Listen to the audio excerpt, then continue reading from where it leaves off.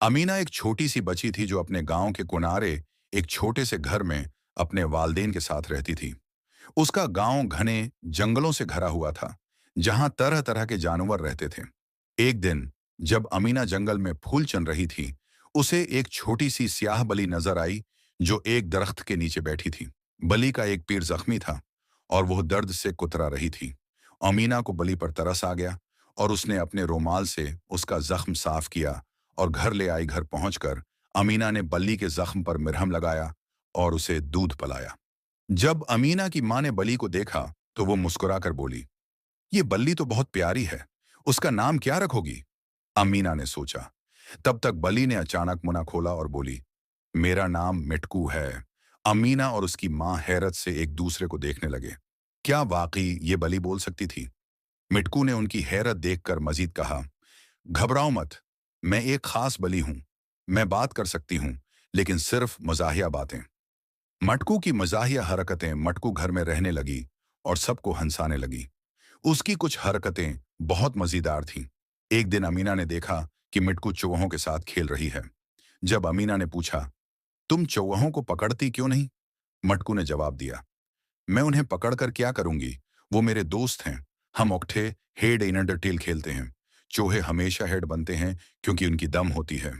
उमीना की मां ने मुटकू के लिए दूध का प्याला रखा तो मुटकू ने मुना बनाया, ये दूध है, मैं तो काफी पैती हूं, बलियों वाली लुट्टे वाली। एक दिन मुटकू टीवी के सामने बैठ गई और कार्टून देखने लगी। जब अमीना ने चैनल बदला तो मिटकू गुस्से से बोली, अरे, मैं ये वाला ड्रामा देख रही थी। अब तो मैं किसी और के घर जाकर टीवी देखूंगी। गांव में एक लालची आदमी रहता था जिसका नाम चचा फेरूज था।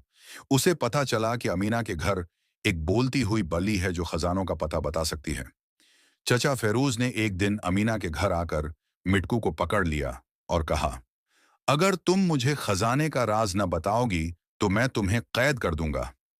मटकू ने चचा फेरूज को बेवकूफ बनाने का फैसला किया। उसने कहा, ठीक है, खजाना तो वाशरूम की टाइल्ट के पीछे छिपा है। चचा फेरूज वाशरूम में गया और टाइल्ट के पीछे हाथ डाला, लेकिन उसे सिर्फ साबन का डब्बा मिला। वो गुस्से से बाहर आया तो मिटकू ने कहा, माफी चाहता हूं, मेरी याददाश्त कमजोर है। खजाना तो दरअसल बाग के पीपल दरख्त के नीचे है।